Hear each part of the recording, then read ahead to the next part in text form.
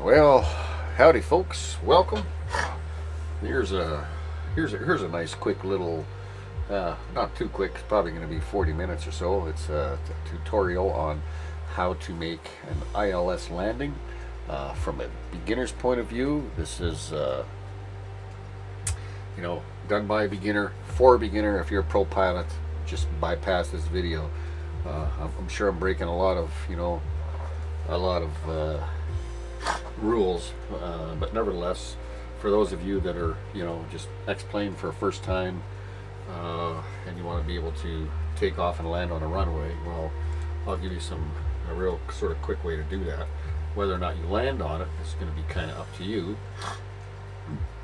So when I go into my world map, the first thing I did is I just I rotated around and said, okay, where do I sort of want to go? And I said, I want to go someplace where I've never gone before, and I just picked Miami. That's a real nice place. Runway 27, so that's cool. And then I didn't want the flight to be too long. I don't want to, be in the air for, 5 hours and then end up crashing. So anyway, this whole screen here sort of reminds me of like Navigraph, a little bit the way they're sort of set up. I'm going to give you a little hint here. If you hit on your airplane, this is a 747 that we're doing. I'm going to give a tail number here. And I'm just going to use my name as the pilot. So that will be kind of whatever. Something to do. Now on the screen, basically all we have is a flight set, the GPS flight set to go from Miami to Punta Gorda. Okay, and I'll probably forget what the name of that place is right away. So like I say, we're not using any of the IFR low altitude runways. We're not using any of their waypoints. We're not doing anything. We want to be able to program our FMC by ourselves through a selected set of waypoints that we obtain through, there's various sites. Like I say, there's Navigraph. The one that I use is SimBrief, and it's I'll just check it out here. A virtual flight planning. It doesn't cost anything to subscribe to the site. Just going to go to dispatch system, and we're going to create a new flight, and I'm going to just type in where I'm going to or from, and I'm leaving from Miami, so KMIA. This is so simple. And K Peter Good Doggy. Now, a flight plan is already generated. I can go in and change, the type of airplane that I'm flying, whatever it is, 787-8, and it will, it'll set up fuel for you and all sorts of crazy things. But we're not going to import this plan. We're not going to save it as a flight plan. We're going to use this just for basically waypoints, which are these things right here. So as soon as it generates the map, it comes up with a route. It's called a route. This particular route shows it's 133 nautical miles. If you're not happy with that, you can view more routes and just come up, find one that you decide that you want to use. You'll find out that some waypoints, like Winco 2 and whatever, Winkle, whatever, they might no longer be in a database. Don't let that hold you up. I know from flying this flight once before, that I've these two particular waypoints, Winko or whatever, they didn't work for me. So if I analyze that route, okay, it's 114 nautical miles using these two waypoints. Now, as soon as I add these into the flight model or into the FMC on the 747, it'll add additional information that we're going to need. So let's go here, and we're sort of kind of like ready to fly already. And I'm just going to change this to give us some daylight, so I can sort of see in here a little bit and get a few things sort of set up, including myself. I like to move over see a little bit of the runway at least. Turn up a few of these navigational lights and displays. You know, there's a way you can turn all this stuff on and have it actually save it as a default. So when you go ahead and turn on the start a flight, you don't have to do this. But it's kind of like part of the level of the game, right? You got to get it through this level to get to the next level, sort of thing. So that's how I kind of think about it. And I'm going to turn my takeoff lights on there. All right. So we're going to get into it right away. Shortcut, Control 7. Okay, here's our FMC, and this is the heart of the airplane. Trust me. What we're going to do is, first of all, hit menu, FMC. This gives us some information as far as, you know, the up to date, you know, as far as, you know, whatever it is that they've inputted in here. So we have no nav data in here other than, I know, the two our takeoff spot and our landing spot. So, and there it is, right there, taking off from there to Cupadurga, whatever it is Punta Garda from Miami. Okay, so what we want to do is we want to add those legs that we were looking at from SimBrief. So while you're in this menu here, go to this first menu, this we'll just call it perf initialization. That's what we'll call. All right, we're going to go there and we're just going to execute everything that's there.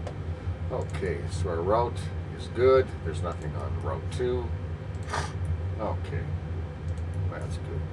Now if I go to legs, legs are these are the waypoints that steer the aircraft from A to B and put it in a situation where it's able to line it up on the runway that you choose, and have it line up right down the middle of the runway instead of just sort of coming into the airport. So we want to go into the RTE data, and this is where we have a VIA and a 2, and this is where these waypoints will come in handy.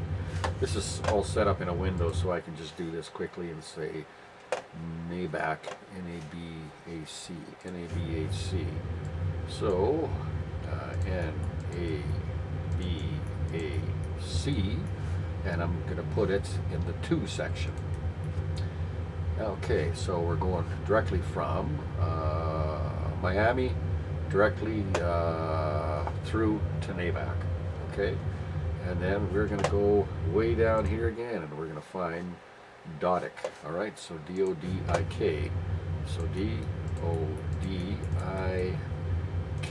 and we're going to put that underneath this waypoint here, and that's in. So we're going to activate these and execute them. Now this is part of the flight plan. So these are the 2 waypoints, and now that this is inside the FMC, it's going to automatically coordinate additional little route points, and it's going to be able to navigate our airplane to where we want to go. So if I hit my legs, I see now that we have 2 legs that are in there, and that's very important. All right, so now this next button says this is our depart and arrival button right here. We're going to hit depart, and runway 27 is where we're taking off from. It's not here, so let's go into the next page down here. Next page, and then let's hit 27, so it shows that's selected. Let's add it to the route, let's activate it, and let's execute it. So now runway 27 is our acting takeoff runway. Back there again, depart arrival, accept KP GD arrival, we want to select an ILS 04, we want to add it to the route, we want to activate it and execute it. Just like that. Now when I go to this legs, wow, look at this. We have all this information here now that's been added, which is very, very cool. One thing though, where these zeros are, with this particular FMC, there must be a way, because I'm an X-Plane 11 guy, and I fly, I'm good with the 737, but the 747, I've been trying to learn on that. But anyway, nevertheless, it will give you altitude restrictions right here as you go to these different waypoints. because there's speed restrictions and there's altitude restrictions, you know. So sometimes when you're flying high, you know, and then you have to decrease your altitude, next thing you know, you get a warning, a speed warning, or whatever the case. That's because of limitations on the altitudes. So they don't show here. So now we'll be flying very low. We're going to start at 4,500 feet. So, but there still are restrictions, but they just don't show us there. So we'll just sort of kind of keep that in mind. There must be a way to do that. I'm just not sure on this particular FMC because it's so different from what I'm used to. So we're going to hit the menu again and go to FMC, hit the index, and I'm going to go and hit approach and see that my ILSO4 is now in there. This flap and speed stuff, I don't know if this actually even works, but just for the heck of it, I'll put flaps 30 slash, I'll probably be flying somewhere around, I don't know, 160 knots, let's say, and let's just put that in there.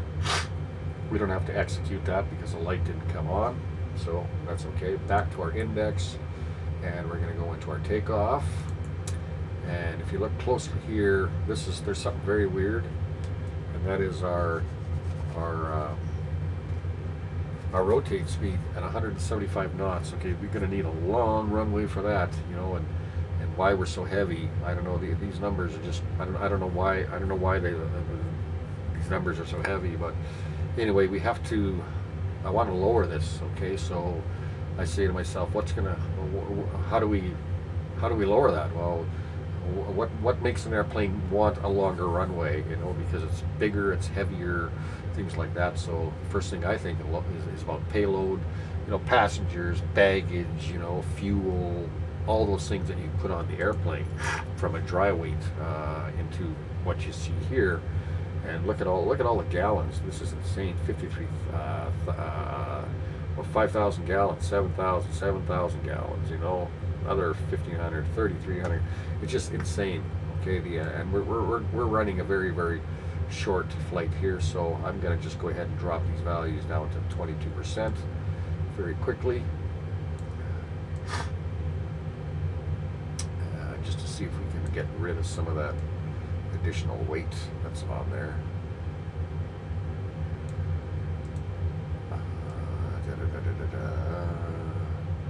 20, and we'll put this one down to 20.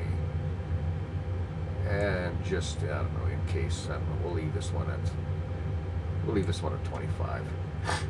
Okay, so what did it say, 170 something? So we're down to 152. So that's, you know, that's sort of in the range of where we want to take off. You know, if I look at additional things, you know, for weight, I say, 36,000. Looks like we got everybody that wants to sit in economy. You cheap suckers. Okay, well, let's put 1,000 people want to sit in economy. Okay, and forward baggage, you know, let's make that, maybe they're not carrying as much weight. Let's put 5,000. Rear baggage, okay, let's lower that even more. Let's put 4,000. Okay, these are things that we can do, and these are the defaults that come up on here. So when I change these things, look at that, we're down to 146 knots. So, and these levels have changed as well. So this is a good thing. So our rotate speed is going to be way faster, and we don't have to drive this airplane down the runway for a half an hour. Okay, so that's all fine and dandy. Menu one more time, just in case I might have overlooked anything. We're going to go to this position. We don't have to change really anything there. This heading, this degrees, and this IRS info will appear in another spot inside the route.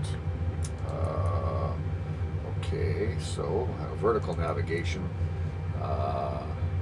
We're going to look at it defaults at 85. This is hundreds, 8,500 feet. Okay, then we're going to make that 45. So we're going to change our cruise altitude to 45, and well, we'll be traveling at 250 knots up to 10,000 feet. We won't be going past 10,000 feet, so there's no reason to change anything else there.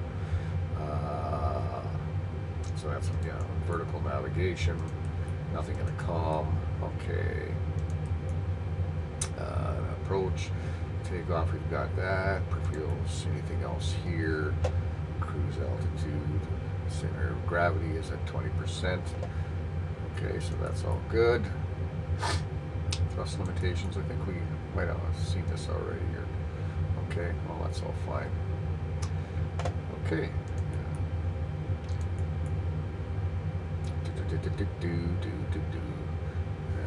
Yeah. ILS, that's okay, that's good to have in there.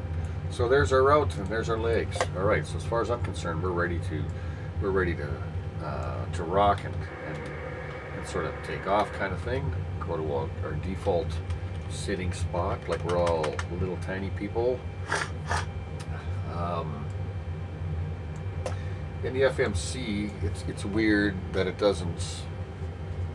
You know, I've changed that in the computer. Why it doesn't change the default altitude to 4,500? I don't know why that is.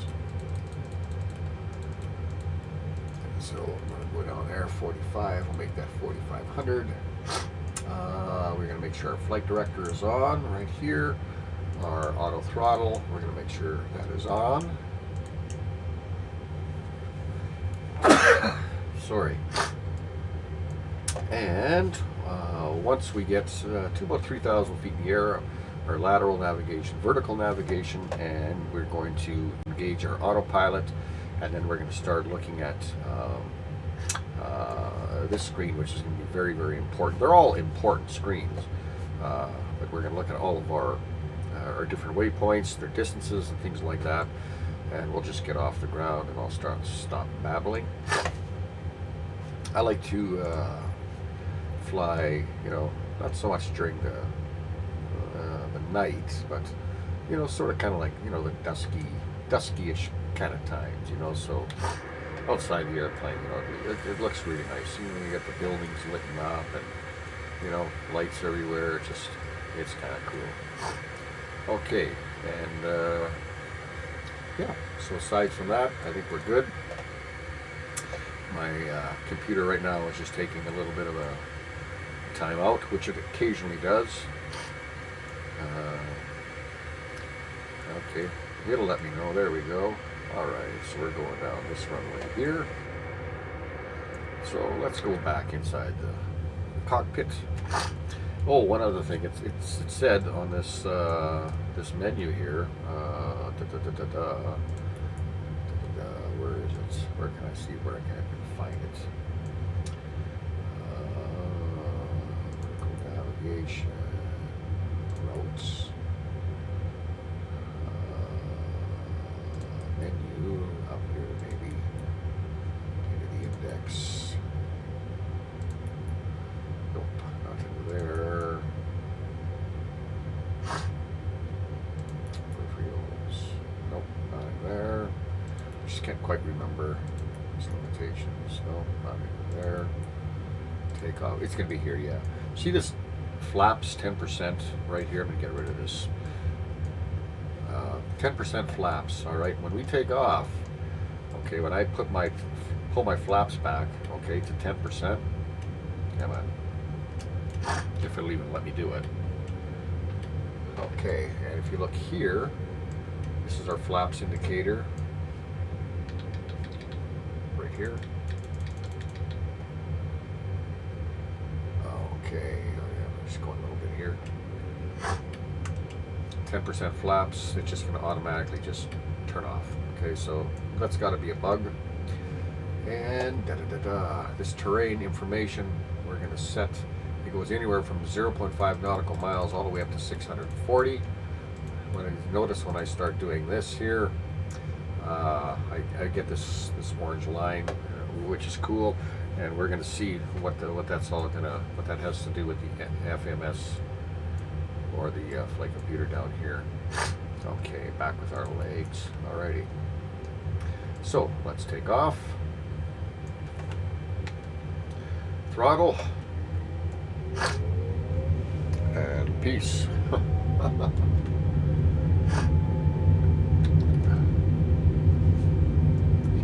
Put my mouse right there just to see, make sure I don't, you know, get too far off the point there. My nose wheel doesn't really work like it always does, right? And I have to use my trim on my rudder. Just gonna get that down there. Okay, let's rotate now. So we're coming up. Alrighty, let's come around here. Isn't that a pretty picture? Miami, folks. JD 1123, continue for west departure. I will contact you next when you leave my airspace. JD 1123, you are leaving my airspace. Frequency change approved. Okay, got my landing gear up. Miami Tower, Jamie 1123, frequency change. Miami approach, Jamie 1123 is type Boeing B748, 2 miles west of Miami. Request flight following. Okay, so Jamie 1123, Miami approach. we're at 3,600 feet. Turn on lateral navigation, 1065, Jamie 1123. vertical navigation, engage autopilot, and just let things sort of kind of Jamie simmer down. 1123, radar contact 3 miles west of Miami, 4,100 feet. Altimeter 29.2. It's calling me Jamie. Copy, Jamie 1123. Say, and something else that's Miami approach, Jamie pretty 1123. cool. Request clearance to transition Bravo airspace. Jamie Come around this 1123, way here. Miami approach. Hang on a second. Cleared through the Bravo airspace. Cleared through Bravo Hey, airspace, check out Jamie that. 1123. Elvis. Jamie 1123, contact Miami approach on 128.6. Okay, I'm just going to turn down the chatter a little bit here. When I put this up to 320 nautical miles, just 640 nautical miles, okay, down to 80 nautical miles, all these different waypoints right here, all of these coincide with what's in our FMC right here.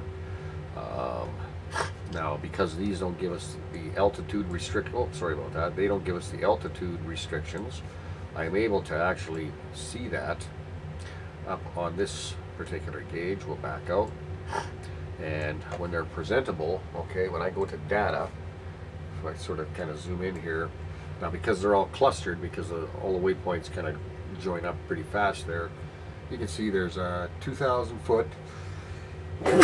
I'm sorry, my allergies are driving me crazy. There's a 1,600 foot, and these are all restrictions that we didn't have to make sure we're flying underneath of those restrictions before we get warnings and things like that from ATC. So our first restriction coming up, I know, is at Daycel.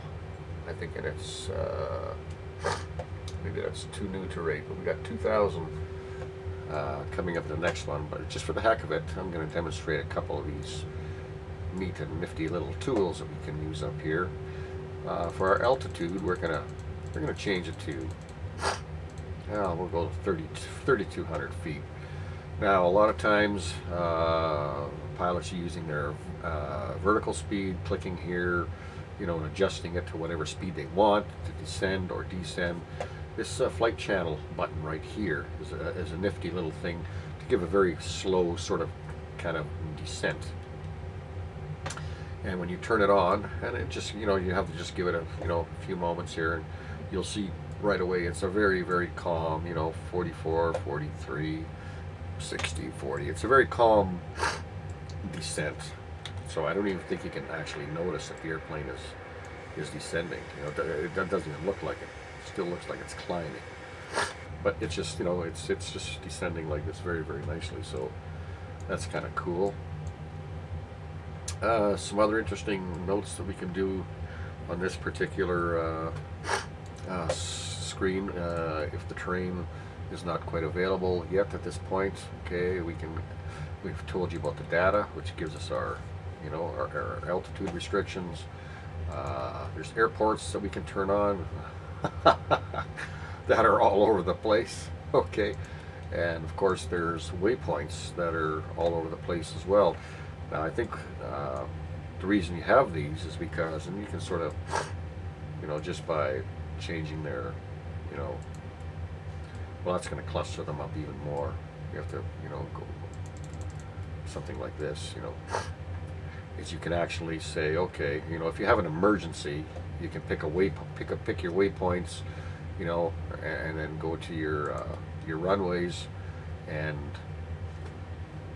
whatever, we'll take the waypoints out of here. So you know, and just kind of say, okay, here's some runways or airports that we can land at in the event you have an issue, and that would just mean, you know, deleting this, or actually just even creating a quick whole new flight plan using those waypoints and these, you know, and these various airports codes and things like that. So if you had a problem, so we'll take that out of there. We can look at our radar information, see what kind of, you know, things we got going on in the sky. You know, this is constantly, you know, turning like this. Kind of sort of see it upgrading the line. The way it's sort of kind of going, you can see right there. It's following my mouse. So it's very cool. It's live update radar. So this is cool. It gives you all sorts of information, the various things that are going on. The ABAC is coming up in 58 nautical miles. And again, you can just, you know, change that, you know, from 0.5 nautical miles all the way up to 640. So you can sort of see, you know, way out or really close. Now, if you go to the tab beside it, you know, you press the center, and you get a bunch. I'm going to just take this off for now. Yeah, different variations of data screens. You know, once I get into my punch in my LIS to, or my final approach, my ILS information is going to come up here with the coordinates and things like that. So, you know, and you get various maps, you know, so you know what sort of kind of direction you're going. You know, we're coming from this way. If I go down, if I change it here, you'll see it all, because we're right here. So we're sort of flying this way, which I guess we'll call it northwest for now. So there's all these neat little specialty maps to help you, you know, just sort of navigate yourself around to wherever you think you want to go or where you need to go. This is sort of my favorite one because it tells you what, you know, how far the next waypoint is in nautical miles. It doesn't tell me the minutes, how many minutes it's going to take. My 747, an X-plane, does that. I just can't seem to find that on this. Again, it's a whole new FMC, so it's difficult, you know, it's difficult to learn them. At least for me it is. This whole time we haven't even really taken a look outside. We're just doing everything. You really don't need to look outside at all, you know, but it's kind of nice to see what's going on outside when you have some nice pretty weather. I kind of like this, you know, the seven-ish kind of clock time. And now we're going to take a little bit of the cloud, you know, just maybe go with a few clouds. Yeah, because it's, I don't know, you get a really kind of a radiant look from everything. I sort of think when you're looking around, especially when you're flying over the town, and, you know, and your external views are, you know, really nice. I don't play too much, you know, with all the you know, external views, you know, and all that kind of stuff. And, you know, there's so many different camera settings. It's actually, you know, it's just insane. I'm just more or less, you know, I like making sure things are going where it is that I want to, and then you know, if I'm flying a little bit longer flight, well, then I can go ahead and endeavor and see what's kind of going on with that. So this is it's just, I don't know, this might be the first P break my computer has had. I got the graphics set, you know, it's pretty high. It's a 4 gigabyte graphics card, Nevada graphics card, and I got 8 gigabytes of RAM. So it's a fairly good computer. You know, it runs X-Plane, you know, awesomely. You know, and with the goggles, it's awesome. You know, this is all fine. Like, I have absolutely no problem. It's just set at 60 frames. You know, and it's beautiful. But the odd time, it's just it'll have a hiccup, and that's, you know, that's totally fine with me. If you ever lose one of these menus up top here, example, you know, I've seen on some forum sites. How do you find your camera? I lost my camera. I lost my weather. I do this. And actually, I did myself. And I said, oh my goodness. Like, so I was talking to a support guy, Microspft. He had no idea. And, you know, he'd taken some screenshots and he had taken over my computer. Couldn't get it to go either as well. So, And it's something it's something. Jamie 112 tree, you're leaving my airspace. Yes, I am. Minimum navigation. I will. Contact Miami Center on 132.4. I will do that, for sure. 132.4 for Jamie 112 tree. Okay, so if you go up Miami here Center, Jamie 112 tree, into your 3,200 feet. custom toolbar and you click this, you see all of the menus that are here, right? That's sorry. Altimeter 29.9. You see all these guides that we have access to, but we're overlooking the reset panels. You hit reset panels, everything will come back. So your lost camera, or your lost AI control, or whatever, your tower, weather disappeared. You know, your stress will be gone. So that's a quick little thing there. So I'm just going to look down here at my control. See, I'm flying at 3,200 feet at 250 knots.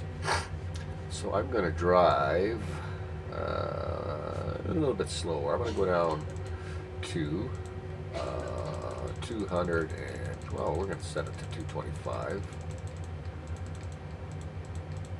Okay, and I'm going to reduce my altitude by, we'll go with 20, 25. Actually, we're going to go down to 2,000 because that other waypoint is coming up and I don't seem to be getting any trouble from that. We're going to use our vertical speed this time, and I can choose the speed I want. If I really want to go down fast, or if I want to go down slow, if I want to make the passengers puke, or whatever the case is. But whatever. So, and I'll look here. This will just kick in and just start going down.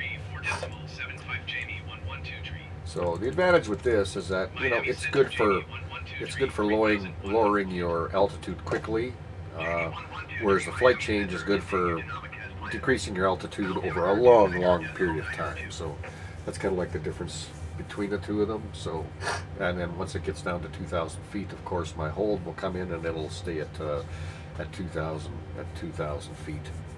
Now you got to remember, because they're not down here. Okay, they're not telling us the flight restrictions and the airspeed things. So the lower you go, it's kind of like the lower your altitude is. You know, like you're not going to see a Boeing 747 flying 500 feet over the ground at 550 miles an hour. Mind you, it couldn't. Like technically, it could never do that, right? And then, well, the physics wouldn't allow it to do that, but you just can't do that, right? So everything is sort of kind of in proportion as to what it has to be. I'm not paying attention to the tower guy because my co-pilot is looking after all that. I find that when you have this going on over here, and you know, I have a Thrustmaster, you know, control stick, and the throttle axis doesn't work. It works on my PlayStation, but it's for my PlayStation. But anyway, it doesn't work on here, and it doesn't work on X plane either. But so I have to use buttons for my throttle and for my brake and for my air brakes and things like that. You know, and in combination with shortcuts on my keyboard. So that, and I have to hold my joystick.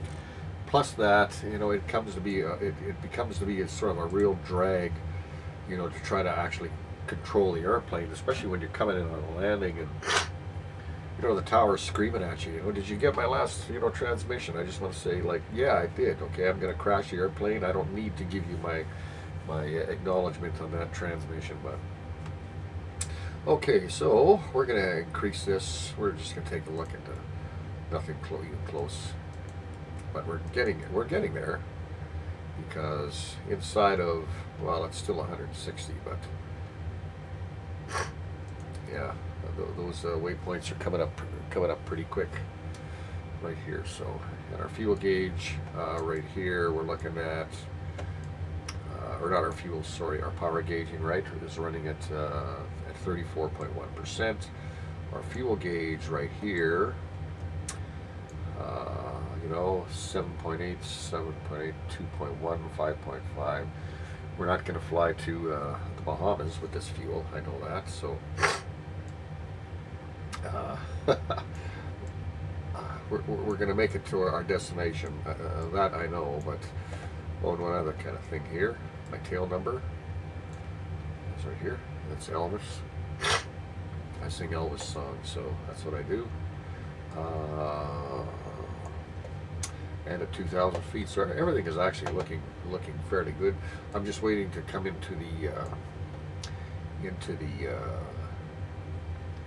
the city, fly over the city of whatever the heck it was, Futka Gararde or whatever it was. You got some nice beachfront property down there right here. I have to check into that. And yeah, so very easy. See if the vertical speed took us down to 2,000 feet, quite nicely. We didn't descend too awfully fast. This VOR information down here we can drop because it's not really giving us any information, just to clear the jitter. Barometric pressure. Okay, these things. Okay, we can change from the standard right here. If you look, barometric pressure to standard, it's showing it's at 2,000 feet. It's standard. Or excuse me, a 2.9 as it pretty much is all over the world, it seems like, anyway. Most of the places that I've flown, anyway, that never really seems to change. And a lot of my flights are, they're shorter flights, because I don't want to be in the air for 5.5 hours and then just go crash. I like these types of flights where I can sort of set everything up and then work on my landings. 747 is so much heavier than sorry, I'm going to just put this back to default. It's so much heavier than a 737. On my X-plane, I can pretty much ace my landings every time. But that probably has a lot to do with my goggles, because I'm using Rift S goggles. Being in a cockpit, everything is just right there. I just click, click, click, click, click. Flaps, whatever I'm doing. Gear down. I don't physically have to, be using these three peripherals kind of thing to get the control the airplane to do what I want to do. And that probably has a lot to do with it, because trying to land an airplane, just like from looking at a flat screen, I find it really, really hard. So, okay, yeah, we're losing altitude. This is really odd. I don't know why we're losing altitude.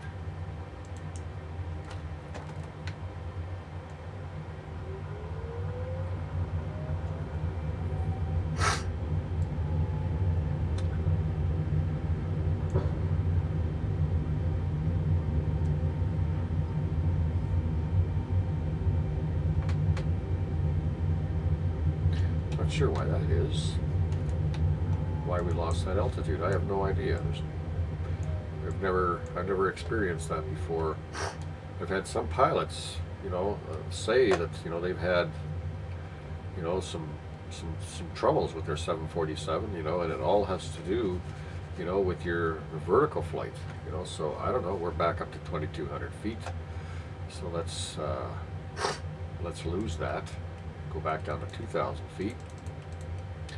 We'll kind of make that kind of fast at 600 feet a minute. And we're going to reduce our speed to 220.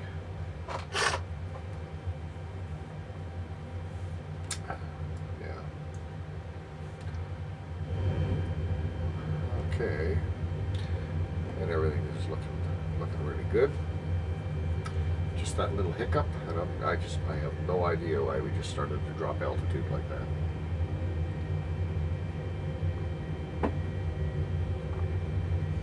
All my settings are on, everything is set up. This hold button should come on, but it's not quite. It's at 2020, but usually it will come on pretty close to that.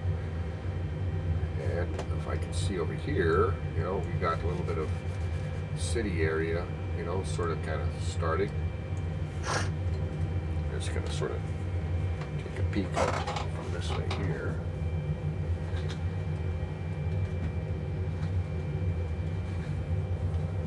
Okay. Try to get back into my seat without making too much. Sorry about the sniffling. I've got a really bad allergy problem. I've had that for 25 years, and it just doesn't, It just doesn't go away ever.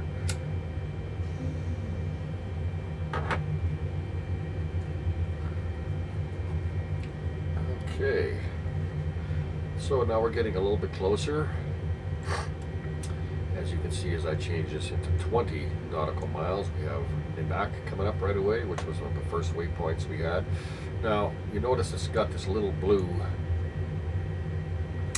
I don't know if that's supposed to represent a point of descent or what. I just can't seem to find the information that I need to on that, but if I go into my data here,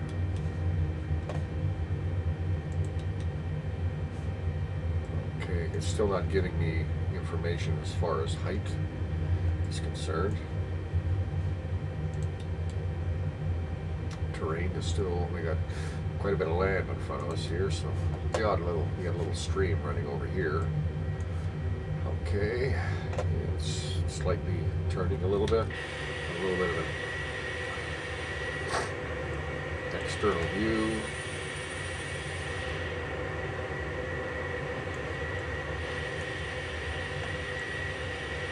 There's some kind of an airport that's over there.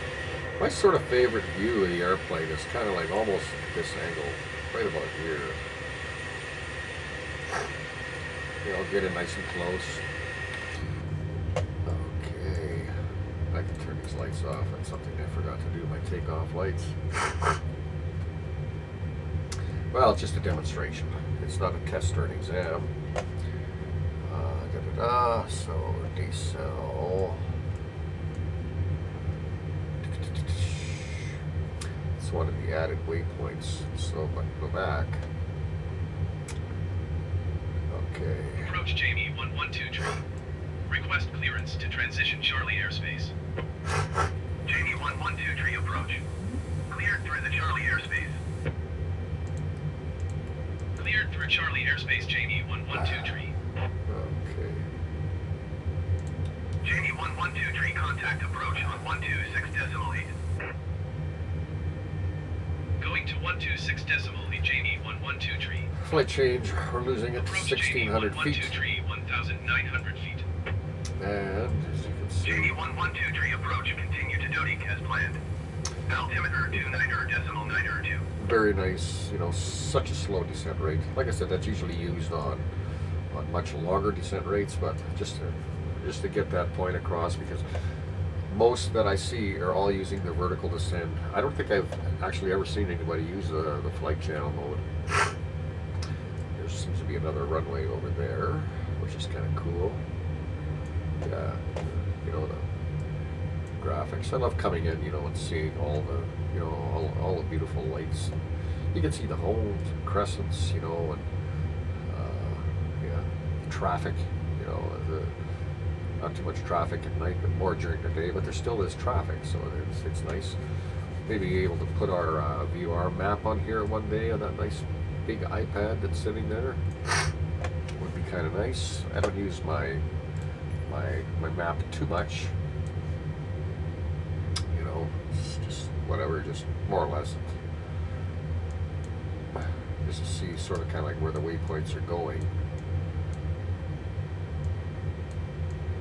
Right, you can see how that's coming off right here. So yeah, that's our IRS landing here. Yeah. Different flight zones, different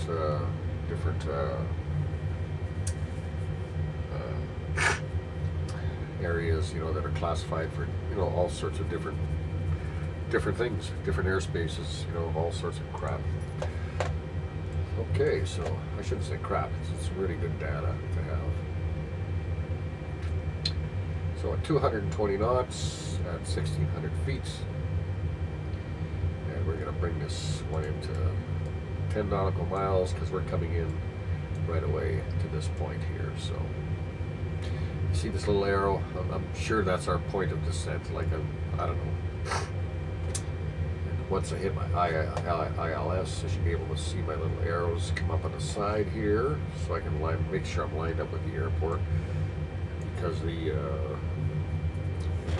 GPS coordinates and things are there, and the frequency that it needs.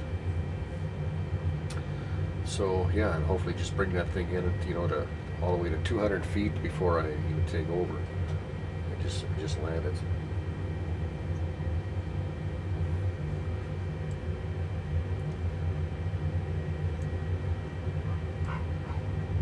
Awesome graphics. Just beautiful graphics. Little roads, little paths that are down here. Yeah, that's really nice. Kind of like a downtown sort of thing that's going.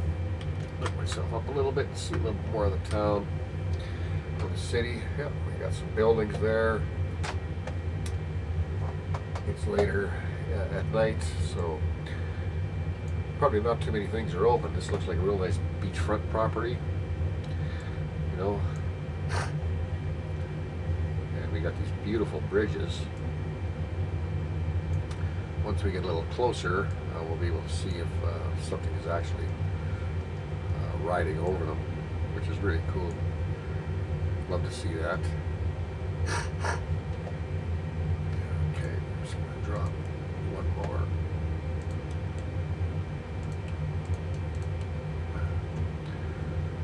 Feet. Oh, some lights are on there. A few lights. Janitors just turned on the buildings.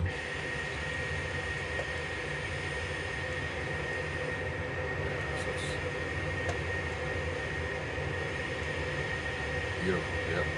And if you look down here, yeah, you can see, look at the traffic on the bridges. Isn't that awesome? Just beautiful. Just absolutely just beautiful. All the lights. I think that is just ingenious the way they put this together, you know.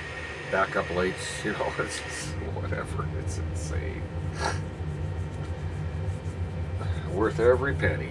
Worth every penny.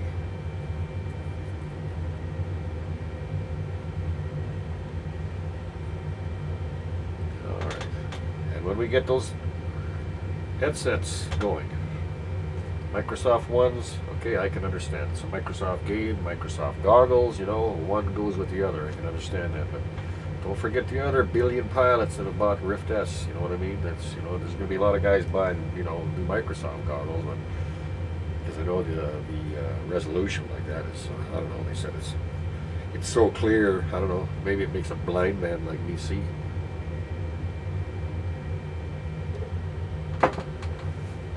Not knocking the Rift S glasses. The Rift S glasses are awesome.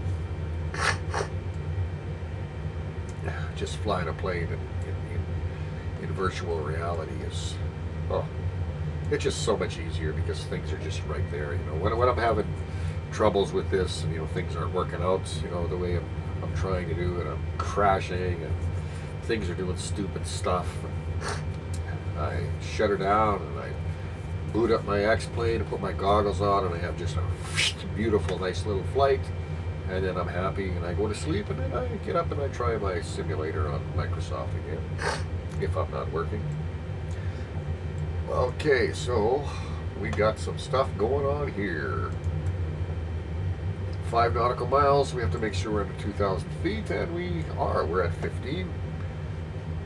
At 220 knots, so we're going to just drop that to 200 knots.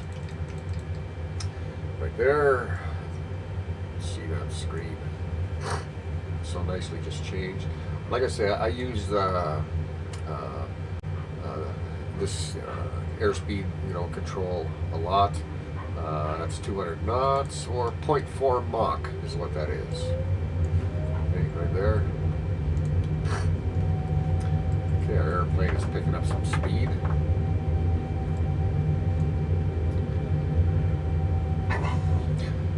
Which is all fine and dandy. We're making a pretty wild turn, so that's all sort of incorporated into the software, or into the flight sim anyway. I don't have to try to you know, get on that throttle right away. Okay, so we're going to lower our altitude a little bit. We're going to go down to 900 feet.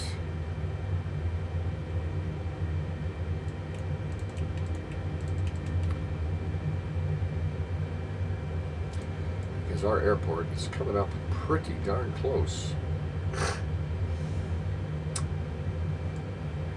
Check it out here on this gauge. You can see exactly what's going on. That's a 2 nautical mile. Okay, so if I go here, yeah, it's just, we're almost there. And we'll be coming up, oh, we're on the water right now, but I want to quickly change that weather and get back to that 7 kind of 42-ish, 7:42-ish time, because everything just look how beautiful the water looks. You know, everything just looks so rich. You know, all the grass is so green. There's our runway right straight ahead. As my computer decides to take a little pee right there. Okay, so let's go into the default position. Come back here and just go up slightly. And we're going to go to 500 feet. We're still on autopilot, folks. And we're going to reduce our speed down to 200 knots. And we're going to deploy 10% flaps. Okay, and we're going to drop our landing gear.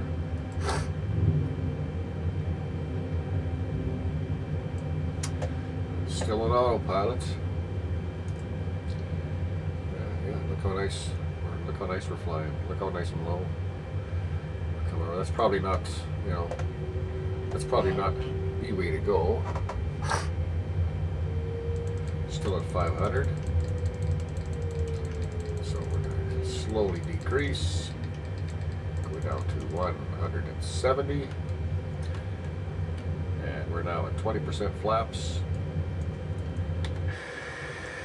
So over here. It's beautiful. We're lined up. Just take a little screenshot of that. Okay. And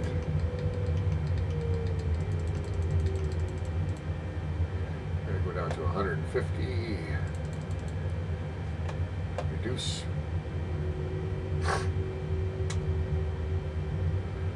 To 200. We're at 400 feet right now. Still on autopilot.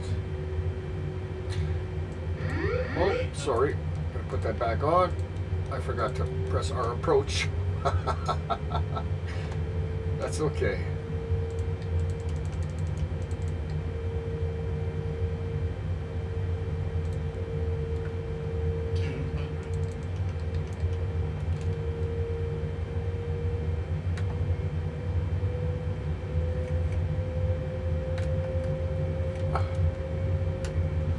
Okay, that's all off.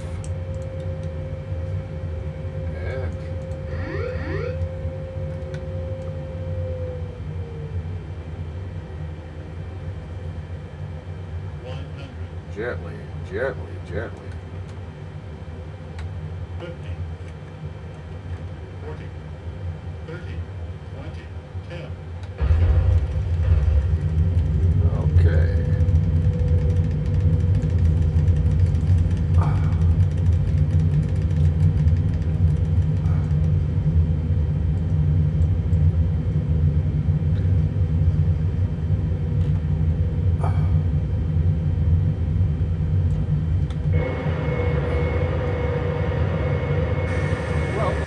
We had a little bit of a bump on that landing, but it, like I said, it took us right down there. The one thing I missed, I was too concentrated on our speed and stuff like that.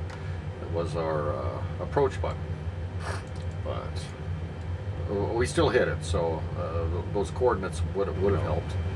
I got to have this section in sight, you know, because when I take off, it's usually right about here, you know, just above this this control is where the center of our runway is. I'm not going to go ahead and navigate to the runway. This was more or less just a tutorial, so I'm hoping that this sort of made sense and you had, you know, you get something from it. Like I say, it's meant to be from a beginner's point of view, because I'm pretty much beginner, and learning this new FMC has been quite, you know, it's been It's hard to learn a new flight computer. It really is. So, thank you very much for watching, and we are going to see you guys again. I'll post something else on a flip-flop sometime, and we'll be able to have some fun. So take care. Cheers. Peace.